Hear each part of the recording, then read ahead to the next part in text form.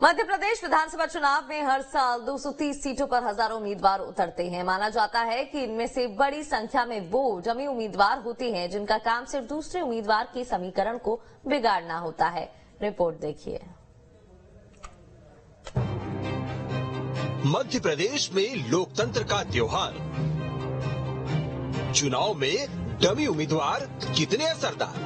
जी हाँ, मध्य प्रदेश में चुनावी घड़ी करीब है और हर बार की तरह इस बार भी पर्दे के पीछे डमी उम्मीदवारों को लेकर काम जारी है। दरअसल मध्य प्रदेश विधानसभा में 230 सीटें हैं, लेकिन इस संख्या के अनुपात में कई गुना ज्यादा उम्मीदवार हर बार मैदान में उतरते हैं। जानकारी के मुताबिक एमपी विधानसभा में कुल 230 सीटें हैं। हर चुनाव में हजारों उम्मीदवार मैदान में उतरते हैं।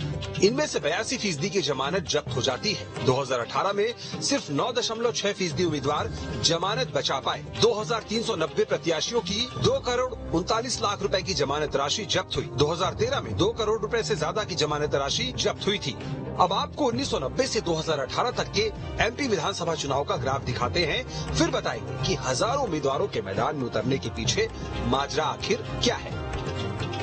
2018 में 2899 उम्मीदवार मैदान में उतरे थे। इनमें से 2390 की जमानत जब्त हो गई। 279 उम्मीदवार हारे थे, लेकिन अपनी जमानत बचाने में कामयाब रहे थे। 2013 के चुनाव में 2583 उम्मीदवार थे। 2080 की जमानत जब्त हुई। 273 अपनी जमानत बचा पाए। 2008 में 3179 उम्मीदवार मैदान में थे। इनमें से 2654 की जमानत जब्त हो गई, जबकि 295 हारे उम्मीदवार अपनी जमानत बचाने में सफल रहे। इसी तरह 2003 के विधानसभा चुनाव में 2171 उम्मीदवार मैदान में थे। इनमें से 1655 की जमानत जब्त हो गई। 286 हारे उम्मीदवार अपनी जमानत बचाने में कामयाब रहे। 1998 के विधानसभा चुनाव में 2510 उम्मीदवार मैदान में थे। इनमें से 1778 की जमानत जब्त हो गई। 392 अपनी जमानत बचा पाए। 1993 में 3729 उम्मीदवार मैदान में थे।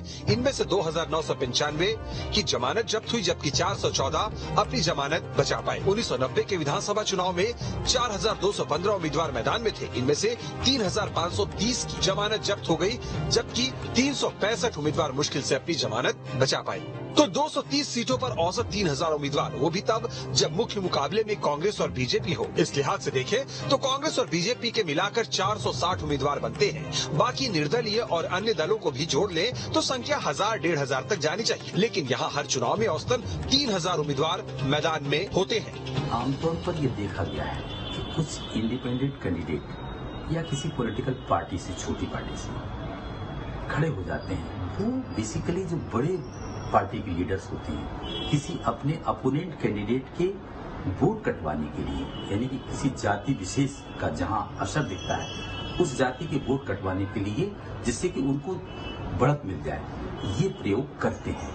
लेकिन ज्यादातर देखा गया है कि ये कभी नहीं जीतते हैं। एक आदि कोई जाति फैक्टर वाला कैंडिडेट जीत जाता है। माना जाता है कि कई बार वोट काटने के लिए या विपक्षी दल के जाति समीकरण को बिगाड़ने के लिए डमी उम्मीदवार उतार दिए जाते हैं। ये उम्मीदवार जीत के लिए नहीं, बल्कि थोड़ी बहुत लोकप्रियता और सामने वाले उम्मीदवार का खेल बिगाड़ने के लिए मैदान में उतरते हैं। और सियासी पार्टियां खुद कई बार ऐसे उम्मीदवारों को बैकडोर सपोर्ट देकर उन्हें चुनावी दंगल में उतारती है। देखिए, चुनाव का अंतिम लक्ष्य जीत हासिल करना होता है। चाहे वो पार्टी हो, चाहे व्यक्तिगत प्रत्याशी अपनी तरफ से कोई ऐसा व्यक्ति खड़ा करता है जो जातिगत समीकरणों के हिसाब से उसके अनुकूल बैठता है, तो ये चुनावी मैनेजमेंट का एक हिस्सा है।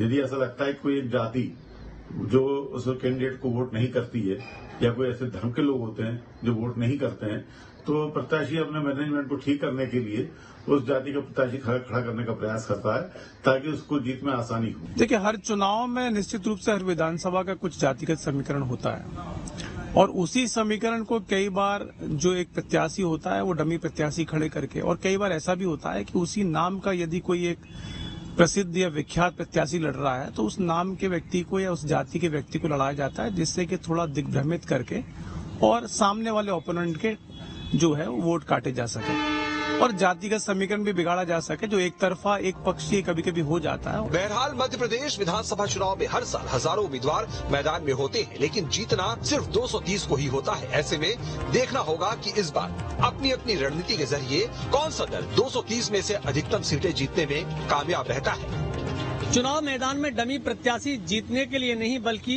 दूसरों को हराने के लिए उतारे जाते हैं। कई बार तो ये अपनी मर्जी से उतरते हैं, तो कभी कभी ये भी देखने में मिलता है कि दूसरे दल इन्हें पूरी तैयारी के साथ चुनाव मैदान में उतारते हैं, जिससे कि किसी भी मजबूत प्रत्याशी का समीकरण बिगाड़ा जा सके। कई बार इस तरह की उलझन में बड़े बड़े नेता भी चुनाव हार जाते हैं। विशेषज्ञ मानते हैं कि सियासत में वही नेता सफल होता है जो एक जाति से उठकर अन्य जातियों का समर्थन हासिल कर लेता है। Vinod Sharma, news state. आगे बढ़ते हैं। डिप्टी कलेक्टर रही निशा बांगरे का इस्तीफा मंजूर हो गया है।